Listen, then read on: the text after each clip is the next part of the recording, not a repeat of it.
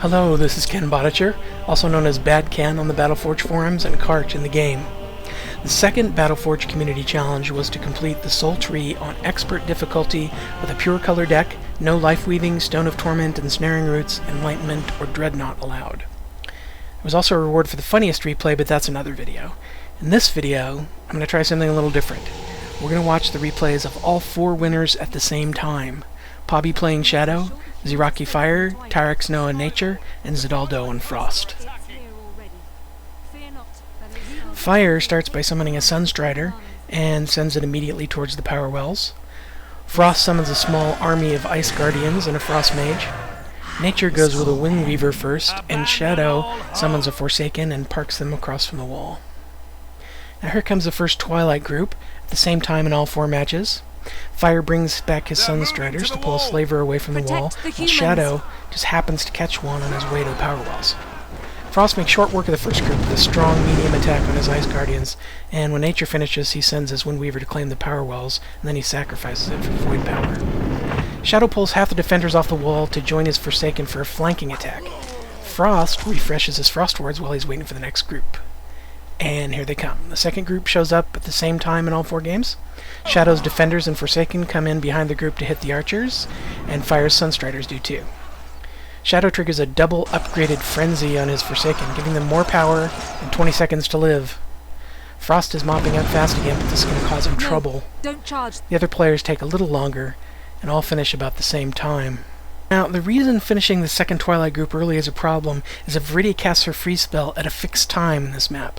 The third group comes on the heels of the second group, so if the second group is killed quickly, the third group advances farther before Viridia freezes them. And here you can see that in action. Frost has to send in his Guardians to keep the Twilight in the area of the free spell.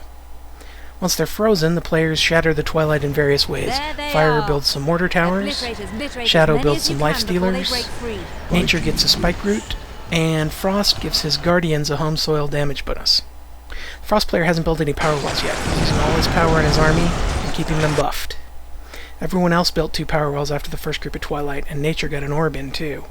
Power is the most critical thing in the early part of this map. If you can't summon enough force to break all the frozen Twilight, they'll walk all over you. Now Nature pulls his Defenders east and summons a second Spike Root. 1 isn't enough to take out all the frozen Twilight. Moving east is a good idea at this point, because the west side thaws first, and the spell lasts longer in the east. If they thaw and they chase your creatures east, they'll get frozen again.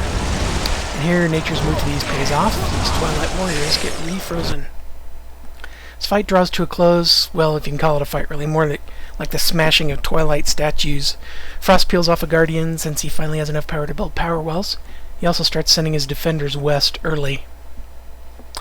Looks like Fire finished first, so he destroys his mortars for Void Power. Shadow doesn't need to destroy his barely alive Life Stealers. The last few Archers do that for him. When he's done, he summons a Resource Booster for 1/3 more power from his wells, with small cost and wasted power. At upgrade 2, the Resource Booster gives 33% more power with no power cost. Only upgrade 1 here, though. And as everyone heads west, they build up their second and third orbs when they have the power for them. Shadow puts Resource Boosters on all his power wells. Fire is first to get to Viridia, followed shortly by Frost. Nature and Shadow Defenders are healing near power wells. Fire summons his first Era 3 unit, a Juggernaut, and it's a promo Juggernaut. Nature has brought in a 3rd Spike Root.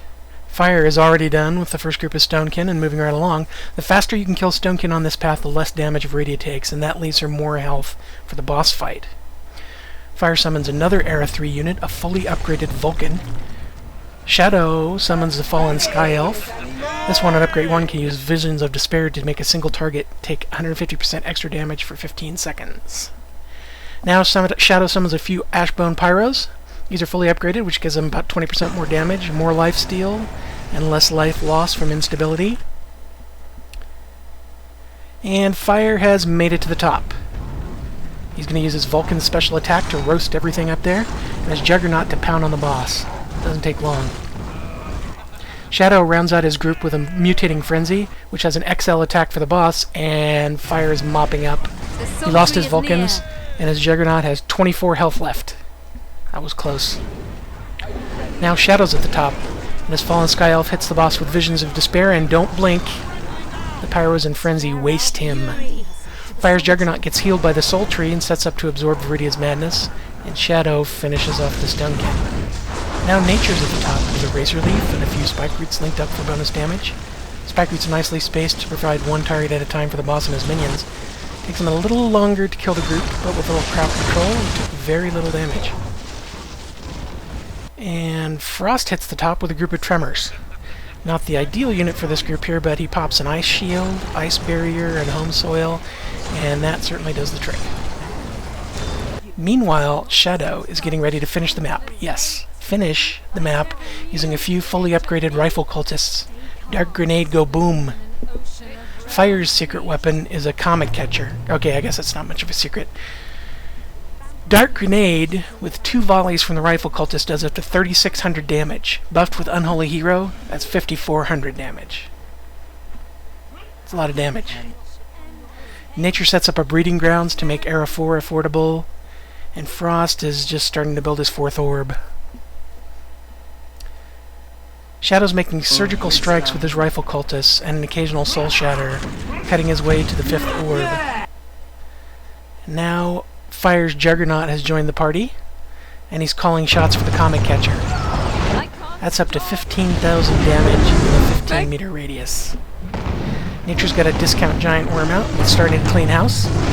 And Frost is building his ultimate weapon, the Worldbreaker gun. Not quite as strong as a Comet Catcher, but still big bada boom. Fire is using Firestalkers as spotters now. Comet's clearing the way to the 5th orb. And that Dark Grenade just blew away the last barrier to the 5th orb for Shadow. Frost has brought in a Sky Elf Sage to buff the attack strength of his Worldbreaker. And now Shadow is fighting his way to the last orb, summoning on the run. And there it is. He moves his last cultist away from the orb to redirect some attacks, but he's basically done. And now Fire does the same thing with his Juggernaut.